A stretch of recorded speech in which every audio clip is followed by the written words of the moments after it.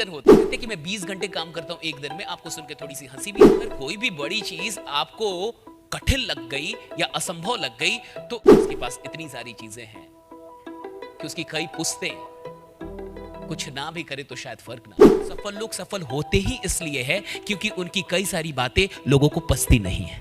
कहा जाता है कि इंसान को सबसे अधिक मोहब्बत अपनी औलाद से होती है।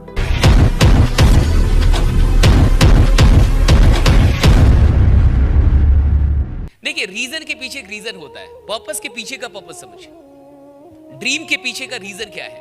अगर इस चीज में अगर आपकी कमी हो गई या वहां पे अगर इमोशन नहीं है तो फिर आप उसके लिए उतनी मेहनत नहीं कर पाते। वहां पे कहते हैं कि मैं अवार्ड तो लेना चाहता था, लेकिन मैं अवार्ड इसलिए लेना चाहता था क्योंकि अम्मी और अब्बा दोनों ही तब तक गुजर चुके थे उनके।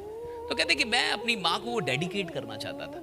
तो देखिए, अवार्ड के पीछे एक बहुत बड़ा करता हूं एक दिन में। आपको सुन के थोड़ी सी हंसी भी आएगी, आपको लगेगा कि वो इंसान झूठ भी बोल रहा है, आपको लगेगा कि ये चीज को आप असंभव सोचने लगते हैं तो आप एक बहुत अच्छा काम करते हैं कि आप ब्रह्मांड को ये बता देते हैं कि मुझे ये मत भेजना, मुझे ये मत देना, क्योंकि ये आपने किया अपने लिए।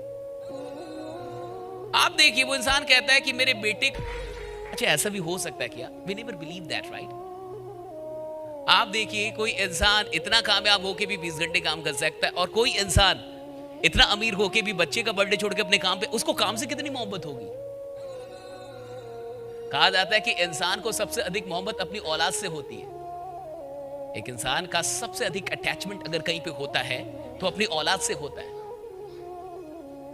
और वो इंसान काम और औलाद के बर्थडे में काम को चुन के और काम पे निकल जाता है। और उसके पीछे भी रीजन है उसका, क्या है कि लोगों को मैं मुस्कुराने की, माय गॉड, मुस्कुराने का कारण यही तो बोला कि मैं इसलिए काम करता हूं, जो मैं कर रहा हूं उससे इंसानियत में कुछ पॉजिटिव फर्क और बदलाव आना चाहिए।